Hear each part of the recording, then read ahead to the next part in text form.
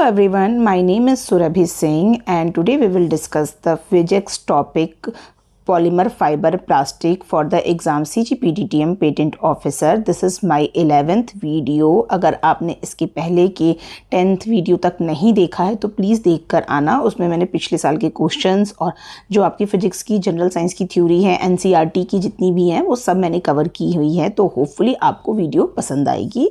आज मैं बात करने जा रही हूँ पॉलीमर के बारे में. तो अगर मैं पॉलीमर के बारे में बताऊँ तो पॉलीमर आपका 3 टाइप में डिवाइडेड है. ठीक है, फाइबर, प्लास्टिक और आपका स्टोमर. प्लास्टिक अगेन आपका 2 टाइप में डिवाइडेड होता है, थर्मोप्लास्टिक और थर्मोसेटिंग. तो इसके बारे में क्वेश्चंस आते हैं जिसके बारे में मैं आपको भी आगे वाली वीडियो में एक्सप्लेन करूंगी. अभी मैं सबसे पहले बात करने जा रही हूँ फाइबर के बारे में. ठीक है, जो आपका फाइबर होता है बेसिकली अगेन वो 2 टाइप में डिवाइडेड होता है. फर्स्ट होता है नेचुरल फाइबर, दूसरा होता है सिंथेटिक फाइबर. नेचुरल फाइबर को अगेन हम डिवाइड करेंगे तो ये प्लांट फाइबर और एनिमल फाइबर में आपका डिवाइड होता है. प्लांट फाइबर का एग्जांपल अगर हम देखेंगे तो कॉटन, फ्लैक्स, कोयर और जूट है. जब एनिमल फाइबर की बात करते हैं तो एनिमल फाइबर में आपका एग्जांपल हो जाएगा वुल एंड सिल्क. जो आप वुलन क्लॉथ्स पहनते हो, सिल्क के कपड़े पहनते हो, वो आपके एनिमल फाइबर के एग्जांपल हो जाएंगे. उसके बाद आता है आपका सिंथेटिक फाइबर. सिंथेटिक फाइबर में आपका आ जाता है नायलॉन, पॉलिस्टर, पॉलीएथिलीन, रेयॉन. ठीक है, तो ये सारे आपके जो क्लासिफिकेशन है वो बहुत इंपॉर्टेंट है. क्वेश्चन इस तरीके से आ जाएगा, वुल फाइबर बेसिकली किसका एग्जाम्पल है, प्लांट फाइबर का, एनिमल फाइबर का या सिंथेटिक फाइबर. बिल्कुल बेस क्वेश्चन बनेगा. टफ क्वेश्चन आप इस स्लाइड से एक्सपेक्ट नहीं कर सकते हो, बट हाँ क्लासिफिकेशन वाइज आपको पता होना चाहिए. Polyester is the example of synthetic fibre. ठीक है, अब मैं बात करती हूँ रेयॉन की, नायलॉन की, पॉलिस्टर की और एक्रिलिक की. जो आपके ये सिंथेटिक फाइबर हैं इसके जितने टाइप हैं ना, ये आपसे क्वेश्चंस में पूछे जाते हैं. अगर मैं रेयॉन की बात करती हूँ तो इसको आर्टिफिशियल सिल्क भी कहा जाता है. ठीक है, और ये आपका वुड पल्प से बना होता है जो नेचुरल अक्रिलिक सेलुलोज होते हैं. नेक्स्ट बात करते हैं नायलॉन का. This is the first synthetic made entirely from the chemicals. Basically ये पेट्रोलियम ऑयल से, कोल से और एयर एंड वाटर के मिक्सचर से आपका नायलॉन बनता है.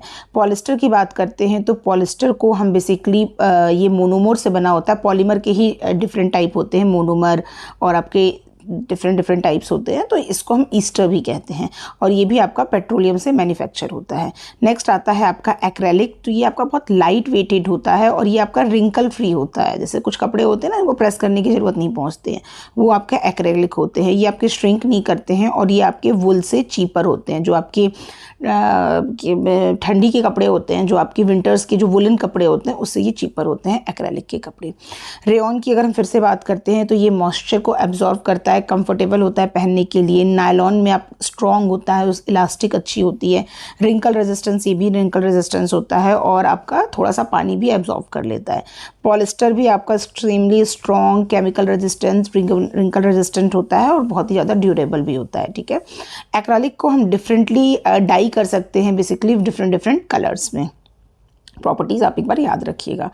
अब हम प्लास्टिक की बात करते हैं. जैसा कि मैंने आपको पुराने जो स्लाइड्स थी उसमें मैंने आपको बताया है, जैसे यहाँ पर मैं अभी आपसे फाइबर की बात कर ली, अब मैं आपसे प्लास्टिक की बात करती हूँ. ठीक है, तो जो आपका प्लास्टिक है, प्लास्टिक आपका बेसिकली 2 टाइप से डिवाइडेड होता है, थर्मोप्लास्टिक एंड थर्मोसेटिंग प्लास्टिक. ठीक है, जिस प्लास्टिक को हम रीयूज़ कर सकते हैं, ठीक है, उसको हम थर्मोप्लास्टिक कहते हैं. रीयूज़ का मतलब है हम उसको वापस से किसी शेप और डिफरेंट शेप में डाल सकते हैं, वो हमारे थर्मोप्लास्टिक हैं.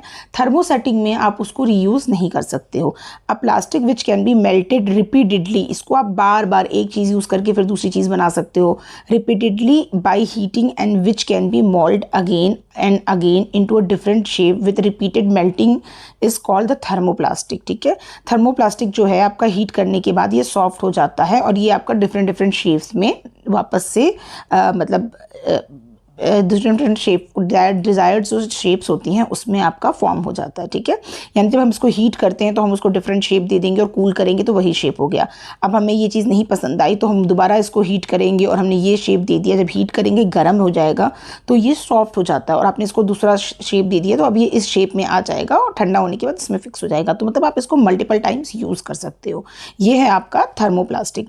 इसके एग्जाम्पल्स हैं polyvinyl chloride, polycarbonate, polyethylene, polystyrene, nylon. Example से याद रख लेना, ऐसे क्वेश्चन आ जाता है। Polystyrene is the example of thermoplastic और थर्मोस्टैटिक। थर्मोप्लास्टिक के बारे में मैंने बता दिया। Now we will discuss about the thermosetting. Thermosetting में जो प्लास्टिक होता है जिसको हम मोल्ड करने के बाद ये सॉफ्ट नहीं होता है और इसको हम दोबारा से किसी दोबारा शेप में नहीं चेंज कर सकते हैं, वो हमारा थर्मोसेटिंग होता है, यानी opposite of thermoplastic. It is a plastic substance which once set और moulded does not become soft on further heating, instead of melting it degrades on further heating. Thermosetting plastic are irreversible plastic which cannot be melted or softened once set off molded into a given shape. ठीक है। The example of thermosetting plastic है bakelite, melamine और urea. आपके जो formaldehyde resin होते हैं ये आपके थर्मोसेटिंग के एग्जाम्पल हैं। Thermosetting plastic has a high hardness than thermoplastic material. तो ये दोनों आपको क्लियर हो गए होंगे। थोड़ा सा डिफरेंस देख लेना। जो आपके थर्मोप्लास्टिक होते हैं उसमें जो आपकी पॉलीमर की चेन होती है वो लॉन्ग होती है और वो क्रॉस लिंक्ड नहीं होती है, जबकि जो आपकी थर्मोसेटिंग की प्लास्टिक है वो आपकी लॉन्ग तो होती है बट वो क्रॉस लिंक्ड होती है। पूछा जा सकता है ये आपका हीट करने पे सॉफ्ट हो जाता है जबकि ये हीट करने पर सॉफ्ट नहीं होता है। यहाँ पे हो जाएगा they become not soft on heating. They can be remoulded और reheating they can not be remoulded. आप थर्मोसेटिंग को रीमोल्ड नहीं कर पाओगे। एग्जाम्पल से याद कर लेना। और इसको रिसाइकिल कर सकते हैं, इसको रिसाइकिल और रीयूज़ नहीं कर सकते हैं। थर्मोसेटिंग को रिसाइकिल और रीयूज़ नहीं कर सकते हैं, जबकि थर्मोप्लास्टिक को आप रिसाइकिल और रीयूज़ कर सकते हो।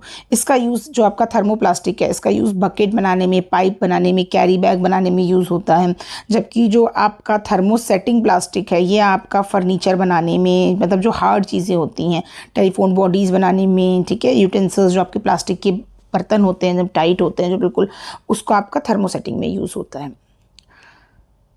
ठीक है, अब हम बात करते हैं पॉलीथिलीन की। जो आपके ये थर्मोप्लास्टिक के 4 एग्जाम्पल दिए हैं उनकी प्रॉपर्टी आप देख लेना। जो ये आपके पॉलीएथिलीन और नायलॉन है इन सब की हम प्रॉपर्टी की बात कर लेंगे थोड़ा सा, बस उसके बाद ये आपका खत्म हो जाएगा टॉपिक।